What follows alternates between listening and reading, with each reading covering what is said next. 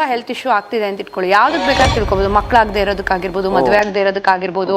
ಅದ್ ಕಾಂಟ್ರಾಕ್ಟ್ ಈಗ ಗೊತ್ತಿಲ್ಲ ನಿಮ್ಗಿದೆ ಅಂತ ನಾವ್ ತಿಳಿಸ್ಕೊಟ್ಟಾಗ ನೀವು ಅದನ್ನ ನೋಡ್ಕೊಂಡು ಕಟ್ ಮಾಡ್ಕೋಬಹುದು. ಹಾಗೆ ಫಸ್ಟ್ ದಿನ ಅದರಲ್ಲಿ ನಿಮ್ಗೆ ಕನೆಕ್ಷನ್ ಟು ಆಕಾಶ ಅಂತ, ಇದನ್ನ ನಾನು ಆಕಾಶ ರೀಡಿಂಗ್ ಅಂತ ಹೇಳಿ ಕೋರ್ಸ್ ಮಾಡಿರೋದು. ಕನೆಕ್ಷನ್ ಟು ಆಕಾಶ ಅಂತ ಹೇಳಿದ್ರೆ ಆಕಾಶಕ್ಕೆ ಹೋಗಿ ನೀವು ಹೇಗೆ ಹೋಗೋದು, ಧ್ಯಾನದ ಮುಖಾಂತರ ಹೋಗ್ತೀರಿ. ಹೋದಾಗ ಅಲ್ಲಿ ಏನೇನಿರುತ್ತೆ, ಯಾರ್ಯಾರ ಜೊತೆ ಕನೆಕ್ಷನ್ ಮಾಡ್ಕೋತೀರಾ, ಆ ಮೆಥಡಾಲಜಿ ಪ್ರಕಾರ ನೀವು ಕಲ್ತ್ಕೊಂಡ್ರೆ ಎಲ್ಲೂ ಮಿಸ್ಟೇಕ್ ಆಗೋದಿಲ್ಲ. ಆ ಸಿಂಬಲ್ಸ್ ಹಾಕಿದಾಗ ಆಕ್ಯುರೇಟ್ ರೀಡಿಂಗ್ ಬರುತ್ತೆ, ನಿಮಗೆ ಯಾವುದೇ ಥರ ಡೌಟ್ ಇಲ್ಲ. 10 ದಿನದಲ್ಲಿ ನಾವು ಕಲಿಬೋದಾ ಅಂದರೆ 100% ಕಲಿಬೋದು, ಯಾರು ಬೇಕಾದರೂ ಕಲಿಬೋದು. ಅದು ಆಕಾಶಿಕ್ ಹೀಲಿಂಗ್ ಅಂತ ಹೇಳ್ತೀವಿ. ಆಕಾಶಿಕ್ ಹೀಲಿಂಗ್ ಅಂತ ಹೇಳ್ತೀವಿ ಅಂದರೆ ರೆಕಾರ್ಡ್ ಬುಕ್ಕನ್ನೇ ಹೀಲಿಂಗಿಗೆ ಇಡ್ತೀವಿ ನಾವು. ಯಾಕೆ ಅಂತ ಹೇಳಿದ್ರೆ ಆಕಾಶಿಕಲ್ಲಿ ನಿಮ್ಮ 360 ಡಿಗ್ರಿ ಲೈಫ್ ಗೊತ್ತಾಗ್ಬಿಡುತ್ತೆ ನಮಗೆ. ಏನು ಎತ್ತ, ಏನು ಪ್ಯಾಟರ್ನ್, ನಿಮ್ಮ ಮನೆ ದೇವ್ರದ್ದು ಶಾಪ ಇದೆಯಾ, ಸ್ತ್ರೀ ಶಾಪ ಇದೆಯಾ, ಸ್ತ್ರೀ ದೋಷ ಇದೆಯಾ, ಇಲ್ಲ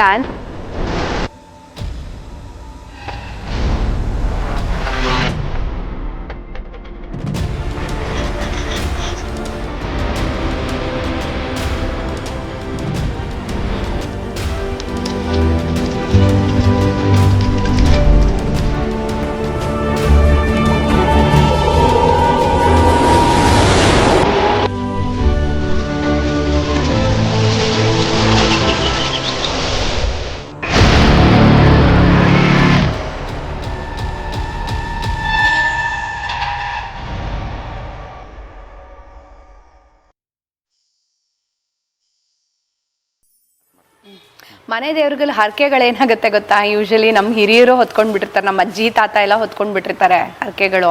ಅವ್ರು ಹೇಳೇ ಇರಲ್ಲ ನಮಗೆ, ಅವರೆಲ್ಲ ಗುಪ್ತ ಜನಗಳ, ಗೌಪ್ಯ ಜನಗಳವರೆಲ್ಲ. ಅಂದರೆ ಯಾರಿಗೂ ಕಷ್ಟನೂ ಹೇಳ್ಕೊತಿರ್ಲಿಲ್ಲ ಪಾಪ, ಸುಖನೂ ಹೇಳ್ಕೊತಿರ್ಲಿಲ್ಲ. ಆ ಥರ ಇದು ಅವರೆಲ್ಲ ಹೇಳಬಾರ್ದು ಅಂತಲ್ಲ, ಪಾಪ ಮಕ್ಳಿಗೆ ಯಾಕೆ ಕಷ್ಟ ಹೇಳೋದು ಅಂತ. ಆ ಥರ ಏನೋ ನನ್ನ ಮೊಮ್ಮಗಂಗೆ ಒಳ್ಳೇದಾಗಲಿ ಅಂತನೋ, ನನ್ನ ಮಗಂಗೆ ಒಳ್ಳೇದಾಗಲಿ, ಇದು ಬಂದು ಮಾಡ್ತೀನಿ ಅಂತ ಹರಿಸ್ಕೊಂಡಿರ್ತಾರೆ. ಮಧ್ಯದಲ್ಲಿ ಅವ್ರು ಏನಾದರೂ ಪ್ರಾಣ ಬಿಟ್ಟಿದ್ರೆ ಅಥವಾ ವಯಸ್ಸಾದ ಕಾಲದಲ್ಲಿ ಮರವು ಬಂದಿರುತ್ತೆ, ಮರ್ತಿರ್ತಾರೆ. ಅದೆಲ್ಲ ಆದಾಗ ಏನಾಗುತ್ತೆ ಅಂದರೆ ಹರಕೆ ಮಾತ್ರ ಇರುತ್ತೆ, ಅದು ಕಾಂಟ್ರಾಕ್ಟ್ ಅಲ್ವಾ. ನಾನು ಹೇಳದ್ನಲ್ಲ, ದೇವ್ರ ಜೊತೆ ನೀವು ಮಾಡ್ಕೊಂಡ್ರೆ ಕಾಂಟ್ರಾಕ್ಟು. ಆ ಥರ ಇದ್ದಾಗ್ಲೂ ಕೆಲವೊಂದ್ಸಲ ಯಾರಿಗೂ ಗೊತ್ತಾಗಲ್ಲ ಇದು ಹರಕೆ ಮಾಡ್ಕೊಂಡಿರೋದು. ಆ ಥರದ್ದು ಏನಾದರೂ ಗೊತ್ತಾಗಬೇಕು ಅಂದರೆ ನಾವು ಆಕಾಶಿಕಲ್ಲಿ ಖಂಡಿತ ನಿಮಗೆ ತಿಳಿಸ್ಕೊಡ್ಬೋದು. ಅದನ್ನು ಇವಾಗ ಪರ್ಟಿಕ್ಯುಲರ್ ಇಂಥ ಸಮಸ್ಯೆಗೆ ಆಕಾಶಿಕ್ ರೆಕಾರ್ಡಿಂಗ್ ಅನ್ನೋದನ್ನ ನೀವು ನೋಡ್ತೀರಾ, ಇಲ್ಲ ಯಾವೆಲ್ಲ ಸಮಸ್ಯೆಗಳು, ಎಲ್ಲ ಸಮಸ್ಯೆಗಳಿಗೂ ಆಕಾಶಿಕ್ ರೆಕಾರ್ಡಿಂಗ್ ಮೂಲಕ ತಿಳ್ಕೊಬೋದಾ? ಎಲ್ಲ ಸಮಸ್ಯೆಗೂ ತಿಳ್ಕೊಬೋದು ಸರ್. ಮೇಜರ್ ಹೆಲ್ತ್ ಇಶ್ಯೂ, ತುಂಬಾ ಹೆಲ್ತ್ ಇಶ್ಯೂ ಆಗ್ತಿದೆ ಅಂತ ಇಟ್ಕೊಳ್ಳಿ, ಯಾವ್ದಕ್ ಬೇಕಾದ್ರೆ ತಿಳ್ಕೊಬೋದು, ಮಕ್ಕಳಾಗದೆ ಇರೋದಕ್ಕಾಗಿರ್ಬೋದು, ಮದುವೆ ಆಗದೆ ಇರೋದಕ್ಕಾಗಿರ್ಬೋದು. ಆಮೇಲೆ ನಾನು ಇವಾಗ ಹೇಳ್ದೆ ಕಾಂಟ್ರಾಕ್ಟ್ ಮಾಡ್ಕೊಂಡ್ಬಿಟ್ಟಿರ್ತಾರೆ ಸರ್, ಅದಕ್ಕೆ ಮಕ್ಕಳಾಗ್ತಿರಲ್ಲ, ಮದುವೆ ಮಾಡ್ಕೊಳಕ್ಕಾಗ್ತಿರಲ್ಲ ಅಂತ. ಹಾಗೆ ಏನಾದರೂ ಇದ್ರೆ ಕಾಂಟ್ರಾಕ್ಟ್ನು ನಾವು ಕಟ್ ಮಾಡಿಸ್ತೀವಿ ಅಲ್ಲೇನೆ, ರೆಕಾರ್ಡ್ ರೀಡಿಂಗ್ ಟೈಮಲ್ಲೇನೆ ಅವ್ರ ಕೈಲೇನೆ ಅದನ್ನ ರಿಸಾಲ್ವ್ ಮಾಡಿಸ್ತೀವಿ. ಯಾಕಂದ್ರೆ ಅವರೇ ತಗೊಂಡಿರೋದು, ಅದು ನಾವು ರಿಸಾಲ್ವ್ ಮಾಡೋಕ್ಕಾಗಲ್ಲ, ಅವ್ರ ಕೈಲೇ ರಿಸಾಲ್ವ್ ಮಾಡಿಸ್ತೀವಿ. ರಿಸಾಲ್ವ್ ಮಾಡಿದ್ಮೇಲೆ ತುಂಬಾ ಜನಕ್ಕೆ ಮಕ್ಕಳು ಆಗಿದೆ, ನಾನು ಹೇಳ್ದಂಗೆ ಮದುವೆನೂ ಆಗಿದೆ. ಆಯ್ತಾ? ಯಾಕೆ ಅಂದ್ರೆ ನಿಮ್ಗೆ ಆಗ್ತಿರುತ್ತೆ ಪಾಪ, ಅದು ಕಾಂಟ್ರಾಕ್ಟ್ ನೀವು ಗೊತ್ತಿಲ್ಲ ನಿಮ್ಗಿದೆ ಅಂತ ನಾವು ತಿಳಿಸ್ಕೊಟ್ಟಾಗ ನೀವು ಅದನ್ನ ನೋಡ್ಕೊಂಡು ಕಟ್ ಮಾಡ್ಕೋಬಹುದು. ಹಾಗಾಗಿ ಆಕಾಶಿಕ್ ಮಾಡ್ಕೊಂಡ್ರೆ ನೀವು ಹೀಲಿಂಗ್ ಮೊಡಾಲಿಟಿ ಎಷ್ಟೋ ಇದೆ, ನಾನು ಹೇಳ್ದಂಗಲ್ವಾ, ಬ್ರಾಂಚಸ್. ನಾನು ಹೇಳಿದೆ ನಾನು ಇಷ್ಟು ಹೀಲಿಂಗ್ ಮೊಡಾಲಿಟಿಲಿ ಮಾಡ್ತೀನಿ ಅಂತ ಹೇಳಿದೆ. ಬಟ್ ಫಸ್ಟ್ ಮೇಯ್ನ್ ಏನು ಮಾಡಬೇಕು ನಾವು, ಹೇಗೆ ನಿಮ್ಮ ಹತ್ರ ಬಂದರೆ ಫಸ್ಟ್ ನೀವೇನು ಮಾಡ್ತೀರಾ ಅಂತ ಹೇಳಿದ್ರೆ, ಫಸ್ಟ್ ನಾನು ಆಕಾಶಿಕೆ ಮಾಡೋದು ಎಲ್ರಿಗೂ. ಯಾಕೆ ಅಂತ ಹೇಳಿದ್ರೆ ಆಕಾಶಿಕಲ್ಲಿ ನಿಮ್ಮ 360 ಡಿಗ್ರಿ ಲೈಫ್ ಗೊತ್ತಾಗ್ಬಿಡುತ್ತೆ ನಮಗೆ. ಏನು ಎತ್ತ, ಏನು ಪ್ಯಾಟರ್ನ್, ನಿಮ್ಮ ಮನೆ ದೇವ್ರದ್ದು ಶಾಪ ಇದೆಯಾ, ಸ್ತ್ರೀ ಶಾಪ ಇದೆಯಾ, ಸ್ತ್ರೀ ದೋಷ ಇದೆಯಾ, ಇಲ್ಲ ಆನ್ಸೆಸ್ಟರಲ್ ಶಾಪ ಇದೆಯಾ, ನಾಗದೋಷಗಳು ಕೆಲವೊಂದು ಎಲ್ಲೂ ಗೊತ್ತಾಗದೇ ಇರೋದು ಇಲ್ಲಿ ಗೊತ್ತಾಗತ್ತೆ, ನಾಗದೋಷ, ನಾಗಶಾಪಗಳು.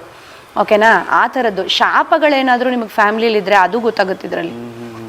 ಮತ್ತು ಈ ಥರ ದೈವಗಳನ್ನು ಬಂಧಿಸಿಟ್ಟಿರ್ತಾರೆ, ಆ ದೈವಗಳು ಬಂಧಿಸಿದಾಗ ಅದನ್ನ ಹೊಂದ್ಕೋತಾ ಇದ್ದಾಗ್ಲೂ ನಿಮಗೆ ಒಳ್ಳೇದಾಗ್ತಿರಲ್ಲ. ಆ ದೈವ ಬಂಧನಗಳನ್ನು ಗೊತ್ತಾಗತ್ತೆ. ಮತ್ತು ನಿಮ್ಮ ಬಂಧನಗಳೇನಂದರೆ ನಿಮ್ಮ ಆಸ್ಟ್ರಾಲಜಿಕಲ್ ಚಾರ್ಟ್ ಇರುತ್ತಲ್ಲ, ಚಾರ್ಟದ್ದು ದಿಗ್ಬಂಧನ ಮಾಡಿರ್ತಾರೆ, ಚಾರ್ಟ್ದು ಬಂಧನ ಮಾಡಿರ್ತಾರೆ. ಅವಾಗ ಚಾರ್ಟಿಂದ ಏನು ನಿಮಗೆ ಇದೇ ಆಗ್ತಿರಲ್ಲ.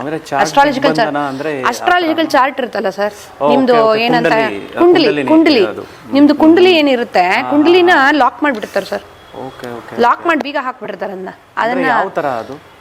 ಅದು ಒಂದು ವಿದ್ಯೆನೇ ಸರ್. ಆ ವಿದ್ಯೆಯಲ್ಲಿ ಏನಂದ್ರೆ ಇವ್ರಿಗೇನು ಇವಾಗ ಕುಂಡ್ಲಿ ತುಂಬಾ ಚೆನ್ನಾಗಿದೆ ಅಂತ ಇಟ್ಕೊಳ್ಳಿ, ಇವ್ರದ್ದು ತುಂಬಾ ಚೆನ್ನಾಗಿದೆ, ಹುಟ್ಟಿರೋ ದಿನ ಇದು ಎಲ್ಲ ರಾಜಯೋಗ ಇದೆ ಅಂತ ಇರ್ಬೋದು, ಅಥವಾ ಗಜಕೇಸರಿ ಯೋಗ ಅಂತ ಇರ್ಬೋದು, ಏನೇನೋ ಯೋಗಗಳಿರುತ್ತೆ, ಗೊತ್ತಾಗುತ್ತೆ ಅಂತ ಬೇರೆಯವ್ರಿಗೆ. ಅದನ್ನೇ ಬೇರೆಯವ್ರಿಗೆ ಗೊತ್ತಾಗೋದಿಲ್ಲ ಅದು. ಇವಾಗ ಜ್ಯೋತಿಷ್ಯರು ಓದುವಾಗ್ಲೂ ಕೆಲವರು ತುಂಬಾ ಜ್ಞಾನಿಗಳು ಇದ್ದಾರೆ ಸರ್, ಇಲ್ಲ ಅಂತ ಹೇಳಲ್ಲ, ಅವ್ರಿಗೆ ಗೊತ್ತಾಗುತ್ತೆ. ನಮ್ಗೆ ಆಕಾಶಿಕಲ್ ಅದು ಗೊತ್ತಾಗುತ್ತೆ. ಅಸ್ಟ್ರಾಲಜಿಕಲ್ ಚಾರ್ಟ್ ಏನಾದ್ರು ದಿಗ್ಬಂಧನ ಮಾಡಿದಾರಾ, ಅಥವಾ ಅಸ್ಟ್ರಾಲಜಿಕಲ್ ಚಾರ್ಟ್ ಅಲ್ಲಿ ಬೇರೆ ಏನಾದ್ರು ಆಗಿದೆಯಾ ಅಂತ ಹೇಳ್ಬಿಟ್ಟು ಅದನ್ನು ನಾವು ಸರಿ ಆಕಾಶಿಕಲ್ ಸರಿ ಮಾಡ್ತೀವಿ ಸರ್. ಅದನ್ನು ಸಹ ಕ್ಲಿಯರಿಂಗ್ ಅದರಲ್ಲೂ ಮಾಡ್ಕೊಡ್ತೀವಿ.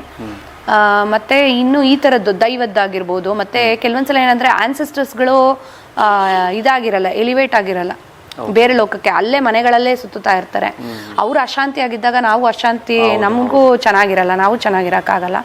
ಆ ಥರದ ಆತ್ಮಗಳ ಸುತ್ತಾಟ, ಆ ಥರದ್ದು ಏನಾದರೂ ಇದ್ರೂ ಇದ್ರಲ್ಲಿ ಗೊತ್ತಾಗುತ್ತೆ. ಇವಾಗ ನಾರಾಯಣ ಬಲಿ ಅದು ಇದೆಲ್ಲ ಮಾಡ್ತೀರಿ, ಶಾಂತಿ ಮಾಡ್ತೀರಿ, ಹೌದು. ಬಟ್ ಇದರಲ್ಲಿ ಕ್ಲಿಯರಿಂಗಲ್ಲೂ ನಾವು ಅದನ್ನು ಕ್ಲಿಯರ್ ಮಾಡ್ಬೋದು, ಆ ಥರ ಆತ್ಮಗಳನ್ನು. ಮತ್ತು ತುಂಬ ಜನದ್ದು ಸ್ತ್ರೀ ಶಾಪ, ಸ್ತ್ರೀ ದೋಷ, ಮತ್ತು ಹಣಕಾಸಿನ ತೊಂದರೆ ಇರುತ್ತಲ್ಲ ಸರ್, ಫೈನಾನ್ಸ್ ತೊಂದರೆ ಇರುತ್ತೆ. ಫೈನಾನ್ಷಿಯಲ್ ಪ್ರಾಬ್ಲಮ್ ಇರೋರಿಗೆ ಏನಾಗಿರುತ್ತೆ ಅಂದರೆ ಕೆಲವೊಂದ್ಸಲ ಆನ್ಸೆಸ್ಟರ್ಸ್ಗಳ ಕಡೆಯಿಂದನೂ ಬಂದಿರುತ್ತೆ ಫೈನಾನ್ಸ್ ಪ್ರಾಬ್ಲಮ್. ಆಮೇಲೆ ಇವ್ರದ್ದು ಪೂರ್ವ ಜನ್ಮದ ಕರ್ಮಗಳು, ಮನಿ ಕರ್ಮ ಅಂತೀವಿ ಅದನ್ನು, ಆ ಮನಿ ಕರ್ಮದಿಂದನೂ ತುಂಬ ಕರ್ಮಗಳು ಬಂದಿರುತ್ತೆ ಸರ್, ಪ್ರಾಬ್ಲಮ್ಮು ಫೈನಾನ್ಸ್ದು. ಅದನ್ನು ಕ್ಲಿಯರ್ ಮಾಡಿಕೊಡ್ತೀವಿ. ಫೈನಾನ್ಸ್ ರೀಡಿಂಗ್ ಅಂತ ಮಾಡ್ತೀವಿ. ಆ ಫೈನಾನ್ಸ್ ರೀಡಿಂಗ್ ಮಾಡಿದಾಗ ಇವ್ರ ಪೂರ್ವಿಕರಿಂದ ಬಂದಿದೆಯಾ, ಇಲ್ಲ ಅವ್ರ ಪಾಸ್ಟ್ ಲೈಫಲ್ಲಿ ಮನಿ ರಿಲೇಟೆಡ್ ಏನಾದ್ರು ಕರ್ಮ ಮಾಡಿದಾರಾ ಅದರಿಂದ ಬಂದಿದೆಯಾ, ಪ್ರತಿಯೊಂದು ಕರೆಕ್ಟಾಗಿ ಡೀಟೇಲ್ ಆಗಿ ನೋಡಿ ಅದನ್ನು ಕ್ಲಿಯರ್ ಮಾಡ್ಕೊಡ್ತೀವಿ ಸರ್. ಆಕಾಶಿಕ್ ರೀಡಿಂಗ್ ಅಂತ ಏನ್ ಹೇಳ್ಬೇಕಂದ್ರೆ ನನಗೆ ಅರ್ಥ ಆಗಿರೋದು A to Z ಸಮಸ್ಯೆಗಳಿಗೆ ಸರ್ ಮನೆ ರೀಡಿಂಗು ಮಾಡ್ತಾರೆ ಅದರಲ್ಲಿ.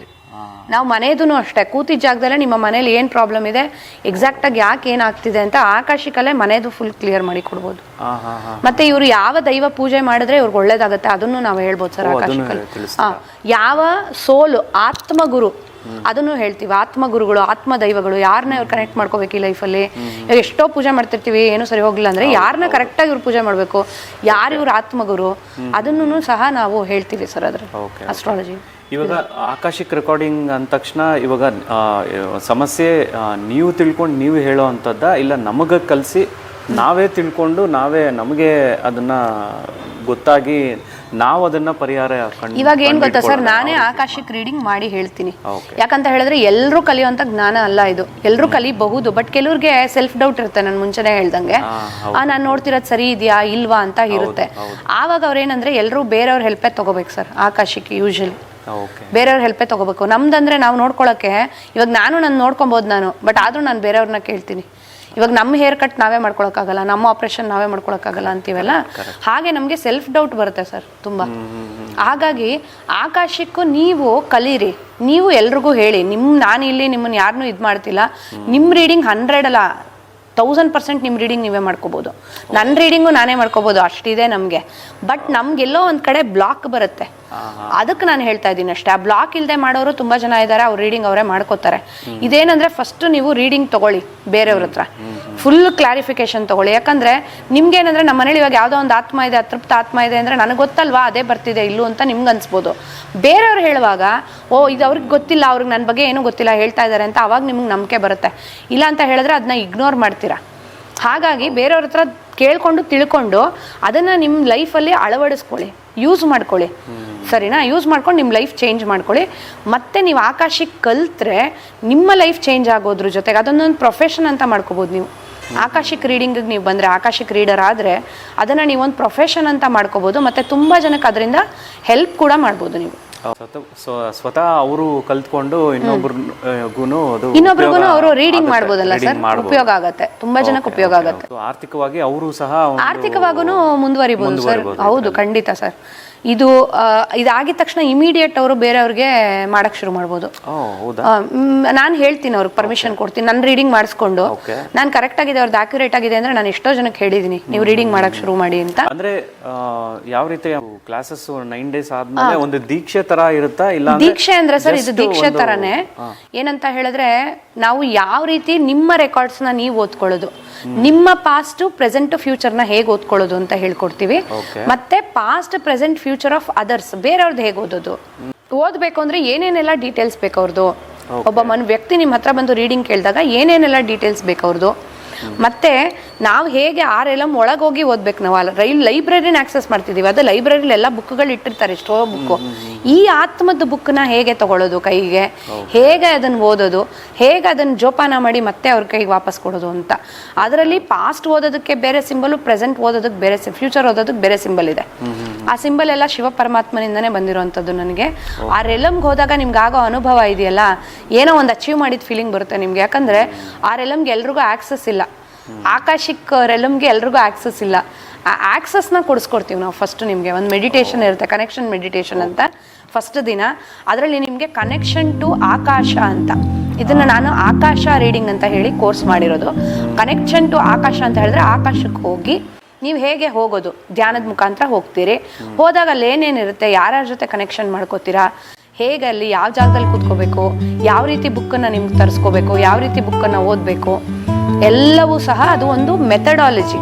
ಆ ಮೆಥಡಾಲಜಿ ಪ್ರಕಾರ ನೀವು ಕಲ್ತ್ಕೊಂಡ್ರೆ ಎಲ್ಲೂ ಮಿಸ್ಟೇಕ್ ಆಗೋದಿಲ್ಲ. ಮತ್ತೆ ಕರೆಕ್ಟಾಗಿ ರೀಡಿಂಗು ಸಹ ನಿಮಗೆ ಬರುತ್ತೆ. ಕರೆಕ್ಟಾಗಿ ರೀಡಿಂಗ್ ಬರೋದಕ್ಕಲ್ಲಿ ಆಕ್ಯುರೇಟ್ ಆಗಿ ರೀಡಿಂಗ್ ಬರೋದಕ್ಕೆ ಅಲ್ಲಿ ಕೆಲವೊಂದು ಸಿಂಬಲ್ಸ್ ಹಾಕಿರ್ತಾರೆ. ಆ ಸಿಂಬಲ್ಸ್ ಹಾಕಿದಾಗ ಆಕ್ಯುರೇಟ್ ರೀಡಿಂಗ್ ಬರುತ್ತೆ, ನಿಮಗೆ ಯಾವುದೇ ಥರ ಡೌಟ್ ಇಲ್ಲ. ಯಾಕಂದರೆ ನಮ್ದು ಆಲ್ರೆಡಿ ಕಲ್ತಿರೋರೆಲ್ಲ ತುಂಬ ಜನದ ರೀಡಿಂಗ್ ಮಾಡಿ ಖುಷಿಯಾಗಿದೆ ಎಲ್ರಿಗೂ.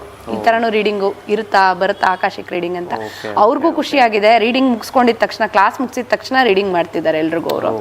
ಅವ್ರಿಗೂ ಯಾವತ್ತೂ ಆಕಾಶಿಕ್ ಆಕ್ಸೆಸ್ ಮಾಡಿಲ್ಲ ಅವರು. ಹಾಗಾಗಿ ಇಲ್ಲಿ ಎಲ್ಲರೂ ಎಷ್ಟೋ ಜನ ಆಕಾಶಿಕ್ ರೀಡರ್ಸು ಪೂರ್ವ ಜನ್ಮದಲ್ಲಿ ಮಾಡ್ಕೊಂಡಿರ್ತೀರಾ. ಅದೇ ಕನೆಕ್ಷನ್ ನಿಮ್ಮನ್ನು ಎಳ್ಕೊಂಬರೋದಾದ್ರೆ ಖಂಡಿತ ಬನ್ನಿ, ಕಲ್ತ್ಕೊಳ್ಳಿ. 10 ದಿನ ಕ್ಲಾಸಲ್ಲಿ 10 ದಿನದಲ್ಲಿ ನಾವು ಕಲಿಬೋದಾ ಅಂದರೆ 100% ಕಲಿಬೋದು. ಯಾರು ಬೇಕಾದರೂ ಕಲಿಬೋದು 10 ದಿನದಲ್ಲಿ, ಏನು ತೊಂದರೆ ಇಲ್ಲ. ಇದರಲ್ಲಿ ಸ್ಟೇಜಸ್ ಇದೆಯಮ್ಮ? ಸ್ಟೇಜಸ್ ಇದೆ. ಇದು ಬೇಸಿಕ್ ಲೆವೆಲ್ ನಾನು ಹೇಳ್ಕೊಡ್ತಾ ಇರೋದು ಇವಾಗ. ಹೌದು, ಅಡ್ವಾನ್ಸ್ ಲೆವೆಲ್ಲು ಇರುತ್ತೆ. ಅಡ್ವಾನ್ಸ್ ಲೆವೆಲ್ ಇನ್ನೂ ನನಗೆ ಡೌನ್ಲೋಡ್ ಅವ್ರು ಇನ್ನೂ ಪರ್ಮಿಷನ್ ಕೊಟ್ಟಿಲ್ಲ ಹೇಳ್ಕೊಡೋಕ್ಕೆ. ಪರ್ಮಿಷನ್ ಕೊಟ್ಟಿದ ತಕ್ಷಣ ಅಡ್ವಾನ್ಸ್ ಲೆವೆಲ್ ಅನೌನ್ಸ್ ಮಾಡ್ತೀನಿ. ಅಡ್ವಾನ್ಸ್ ಲೆವೆಲಲ್ಲೂ ಇನ್ನೂ ಬೇರೆ ಥರದ ರೀಡಿಂಗು, ನಾನು ಹೇಳಿದೆ ಹೌಸ್ ರೀಡಿಂಗ್ ಇರುತ್ತೆ, ಗಾಡೆಸ್ ರೀಡಿಂಗ್ ಇರುತ್ತೆ, ಆ ಥರದ್ದು ಮಲ್ಟಿಪಲ್ಲು ಬೇರೆ ಥರದ್ದು. ಮತ್ತು ಅದರಲ್ಲಿ ಹೀಲಿಂಗು ಮಾಡ್ಬೋದು. ಆಕಾಶಿಕ್ ಹೀಲಿಂಗ್ ಅಂತ ಹೇಳ್ತೀವಿ. ಆಕಾಶಿಕ್ ಹೀಲಿಂಗ್ ಅಂತ ಹೇಳ್ತೀವಿ ಅಂದ್ರೆ ರೆಕಾರ್ಡ್ ಬುಕ್ನೇ ಹೀಲಿಂಗ್ ಇಡ್ತೀವಿ ನಾವು. ಅಥವಾ ನಿಮಗೇನೋ ತೊಂದರೆ ಇದ್ರೆ ಅದನ್ನು ಹೀಲ್ ಮಾಡ್ತೀವಿ. ಆಕಾಶಿಕ್ ರೂಮ್ ಅಲ್ಲಿ ಆಕಾಶಿಕ್ ಹೀಲಿಂಗ್ ರೂಮ್ ಅಂತ ಇರುತ್ತೆ, ಅದ್ರಲ್ಲಿ ಹೀಲ್ ಮಾಡ್ತೀವಿ. ಅಂದ್ರೆ ಇದು ನಾನು ಕಲ್ತಿರೋ ವಿದ್ಯೆ, ನಾನು ಹೇಳ್ತಿರೋದು, ನಾನು ಕಲ್ತಿರೋದನ್ನು ಇದನ್ನ ಹೇಳ್ತಿರೋದು. ಬಟ್ ಇದರಲ್ಲಿ ನನ್ನ ಕೋರ್ಸಲ್ಲಿ ಇನ್ನೂ ಬೇರೆ ಕೆಲವೊಂದು ಏನೇನೋ ಬೇರೆ ಹೊಸದು ಬರ್ಬೋದು. ಅದು ಬಂದ ತಕ್ಷಣ ಹೇಳ್ತೀನಿ. ಇವಾಗ ಬೇಸಿಕ್ ಲೆವೆಲ್ ನೀವು ಕಲ್ತ್ಕೊಂಡು ಅದರಲ್ಲಿ ಫುಲ್ ಇದಾದ್ರೆ ಖಂಡಿತ ನೆಕ್ಸ್ಟ್ ಲೆವೆಲ್ಗಳು ನೀವು ಕಲಿಬೋದು. ತುಂಬಾ ಒಳ್ಳೆ ವಿದ್ಯೆ ಇದು, ಎಲ್ಲರೂ ಕಲಿಬೇಕಾಗಿರುವಂತ ವಿದ್ಯೆ. ಯಾರು ಬೇಕಾದ್ರೂ ಕಲಿಬೋದು ಇದನ್ನ. ಯಾವುದೇ ರೀತಿ ಇದು ನೀವು ರೇಖಿ ಇಂಥ ವ್ಯಕ್ತಿ ಅಂತ ವ್ಯಕ್ತಿ ಇಲ್ಲ, ರೇಖಿ ಕಲ್ತಿರ್ಬೇಕು ಅಂತ ಏನು ಆ ಥರದ್ದೆಲ್ಲ ಏನೂ ಇಲ್ಲ. ಕೆಲವೊಂದು ಕೋರ್ಸ್ಗೆ ರೇಖಿ ಕಲ್ತಿರೋರು ಮಾತ್ರ ಬರಬೇಕು ಅಂತ ಹೇಳ್ತಾರೆ. ಇದರಲ್ಲಿ ಇಂಥವ್ರೇ ಬರ್ಬೇಕು ಅಂಥವ್ರೇ ಬರ್ಬೇಕಂತ ಏನಿಲ್ಲ. ಯಾರು ಬೇಕಾದ್ರೂ ಬಂದು, ಯಾವುದೇ ಏಜ್ ಗ್ರೂಪ್ ಅವ್ರು ಬೇಕಾದ್ರೂ ಬಂದು ಕಲಿಬೋದು. ಯಾವುದೇ ಏಜ್ ಗ್ರೂಪ್ ಅವರು. ಹೌದು ಸರ್. ಚಿಕ್ಕ ಮಕ್ಳು ಬೇಕಾದ್ರೆ ಇವಾಗ 7 ಇಯರ್ಸ್ ಆದ್ಮೇಲೆ ಅಬೋ ಇರೋ ಹುಡುಗರು ಅವರು ಧಾರಾಳವಾಗಿ ಬಂದು ಆಕ್ಸೆಸ್ ಮಾಡ್ಬೋದು. ಇದನ್ನು ಯಾರು ಬೇಕಾದ್ರೂ ಮಾಡ್ಬೋದು ಸರ್. ಏಜ್ ಲಿಮಿಟೂ ಇಲ್ಲ ಇದರಲ್ಲಿ, ಮಾಡ್ಕೊಬಹುದು. ತುಂಬಾ ವಯಸ್ಸಾದವರು ನಮ್ದ್ರಲ್ಲಿ ಅಬೋ 60 ಇಯರ್ಸ್ ಅವರು ಕಲ್ತ್ಕೊಂಡಿದ್ದಾರೆ ಸರ್, ಆಕ್ಸೆಸ್ ಮಾಡ್ತಾ ಇದ್ದಾರೆ. ಅವರು ಓಪನ್ ಮಾಡ್ತಿದ್ದಾರೆ ಆಕಾಶಿಕ್. ಯಾರು ಬೇಕಾದ್ರೂ ಕಲ್ತ್ಕೋಬಹುದು ಸರ್. ತುಂಬಾ ಒಳ್ಳೆ ವಿದ್ಯೆ ಇದು ಆಕ್ಚುಲಿ. ತುಂಬ ಒಳ್ಳೆಯ ವಿಷಯ ತಿಳಿಸಿದ್ದೀರಮ್ಮ. ನಿಜವಾಗ್ಲೂ ಈ ಒಂದು ವಿಷಯ ನೋಡ್ತಾ ಇರ್ತಕ್ಕಂಥ ವೀಕ್ಷಕರು, ಈ ಒಂದು ಆಸಕ್ತಿ ಇರೋರು ಒಂದು ಕ್ಲಾಸಸ್ಗೆ ಸೇರ್ಕೊಳ್ಳಿ. ನೀವು ಕೂಡ ಆಕಾಶಿಕ್ ರೀಡಿಂಗ್ ಮಾಡ್ಬೋದು ಅಂತ ಈ ಮೂಲಕ ನಾವು ತಿಳಿಸ್ತಾ ಇದ್ದೀವಿ. ನಮಸ್ಕಾರ ಎಲ್ಲರಿಗೂ. ನಾನು ಸಹ ಯೂಟ್ಯೂಬ್ ನೋಡಿಕೊಂಡು ಹೇಮಾವತಿ ಮ್ಯಾಮ್ ಜೊತೆ ಕನೆಕ್ಟ್ ಆದೆ. ಅವ್ರದ್ದು ಅಷ್ಟಭೈರವಿ ಕ್ಲಾಸ್ ಅಟೆಂಡ್ ಮಾಡಿದಾಗ ನನಗೆ ತಿಳಿತು. ಅವರಿಂದ ನನಗೆ ತುಂಬ ಹೆಲ್ಪ್ ಆಯಿತು. ಆ ಕ್ಲಾಸ್ ನಾನು ಜಾಯ್ನ್ ಆಗಿದ್ದು. ನೆಕ್ಸ್ಟ್ ಲೆವೆಲ್ ಸೋಲ್ ಜರ್ನಿ ನಂದು, ಅದಕ್ಕೆ ಸಹಾಯ ಆಯಿತು ಆ ಕ್ಲಾಸಿಂದ. ಫಸ್ಟ್ ಸಹ ನಾನು ಸಹ ಅಷ್ಟು ಇದಾಗಿ, ನಾನು ಸಹ ಹೀಲರ್ ಆಗಿ ನಾನು ಅಷ್ಟು ಈಸಿಯಾಗಿ ಯಾರನ್ನೂ ನಂಬೋದಿಲ್ಲ. ಬಟ್ ಡಿವೈನ್ ಒಂದು ಪ್ರೆಸೆನ್ಸ್ ಅವ್ರ ಜೊತೆ ಇದೆ ಅಂತ ನನಗೆ ಅವ್ರ ಜೊತೆ ಕನೆಕ್ಟ್ ಆಗಿ ಮಾತಾಡಿದ್ಮೇಲೆ ನನಗೆ ಕನ್ಫರ್ಮ್ ಆಯಿತು. ಅದರಿಂದ ನಾನು ಬೇರೆಯವ್ರಿಗೂ ಸಹ ಅದೇ ಹೇಳೋದು. ಇವಾಗ ನೀವು ಸಹ ಎಲ್ಲ ನೋಡ್ತಾ ಇದ್ದೀರಿ, ಹೊರಗಿಂದ ಜಗತ್ತಿನಲ್ಲಿ ಯಾರು ಸ್ಪಿರಿಚುವಲಿಟಿಯಲ್ಲಿ ಇದ್ದೀರಿ ಅವ್ರಿಗೆ ಗೊತ್ತಾಗುತ್ತೆ ಹೊರಗಡೆ ಏನೇನು ನಡೀತಾ ಇದೆ ಅಂತ. ಇವಾಗ ನಾವೆಲ್ಲ ಇವಾಗ ಒಂದು ಟ್ರಾನ್ಸ್ಫಾರ್ಮೇಶನ್ ಎನರ್ಜಿಲಿ ಇದ್ದೀವಿ. ಸೊ ಇವ್ರ ಜೊತೆ ಏನು ಡಿವೈನ್ ಇವರಿಂದ ಏನೇನು ಇವ್ರ ಪ್ಲ್ಯಾಟ್ಫಾರ್ಮಲ್ಲಿ ಏನೇನು ಕೋರ್ಸ್ ಮಾಡಿಸ್ತಾರೆ ಅದನ್ನೆಲ್ಲ ನೀವು ಸಹ ಮಾಡಿಕೊಂಡ್ರೆ ನಿಮ್ಮದು ಸೋಲ್ ಅಪ್ಗ್ರೇಡ್ ಆಗುತ್ತೆ. ಅದು ಒಂದು ಒಳ್ಳೆ ಪ್ಲಾಟ್ಫಾರ್ಮ್, ಡಿವೈನ್ ಜೆನ್ಯೂನ್ ಪ್ಲಾಟ್ಫಾರ್ಮ್ ನಿಮಗೆ ಪ್ರೊವೈಡ್ ಮಾಡಿದ್ದಾರೆ. ಬಾಬಾಜಿ ಎಲ್ಲ ಡಿವಿನಿಟೀಸ್ದು ಪ್ರೆಸೆನ್ಸ್ ಇದೆ ಅವ್ರ ಜೊತೆ.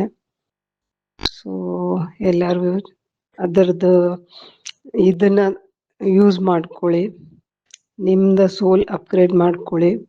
ನಿಮ್ಮದೆಲ್ಲ ಪ್ರಾಬ್ಲಮ್ಗಳಿಗೆ ಇಲ್ಲಿ ಸೊಲ್ಯೂಷನ್ ಸಿಗುತ್ತೆ. ಒಳ್ಳೆ ಪ್ಲಾಟ್ಫಾರ್ಮ್ ಡಿವೈನ್ ಕ್ರಿಯೇಟ್ ಮಾಡಿದ್ದಾರೆ. ಸೊ ಅದನ್ನು ಯೂಸ್ ಮಾಡ್ಕೊಳ್ಳಿ ಅಂತ ನನ್ನ ರಿಕ್ವೆಸ್ಟ್. ನನಗೇನು ಹೇಮಾವತಿ ಮ್ಯಾಮ್ ಗೊತ್ತಿಲ್ಲ, ನನಗೆ ಡಿವೈನ್ ಕನೆಕ್ಟ್ ಮಾಡಿಸಿದ್ದು ಅವ್ರನ್ನ. ಅದರಿಂದ ಬೇರೆಯವ್ರಿಗೂ ಸಹ ಉಪಯೋಗ ಆಗಲಿ ಅಂತ ನಾನು ಇದನ್ನು ಹೇಳ್ತಾ ಇದ್ದೀನಿ. ನಾನು ಅವ್ರ ಜೊತೆ ಮಾಡಿದ್ದು ಅಷ್ಟಭೈರವ ಇದರಿಂದ ನನಗೆ ತುಂಬ ಒಂದು ಪ್ರೊಟೆಕ್ಷನ್ ಸಿಕ್ಕಿದೆ. ಇಷ್ಟು ನಾನು ಹೇಳಕ್ಕೆ ಇಷ್ಟಪಡ್ತೀನಿ. ಜೈ Maa Kali, Har Har Mahadev. Thank you so much.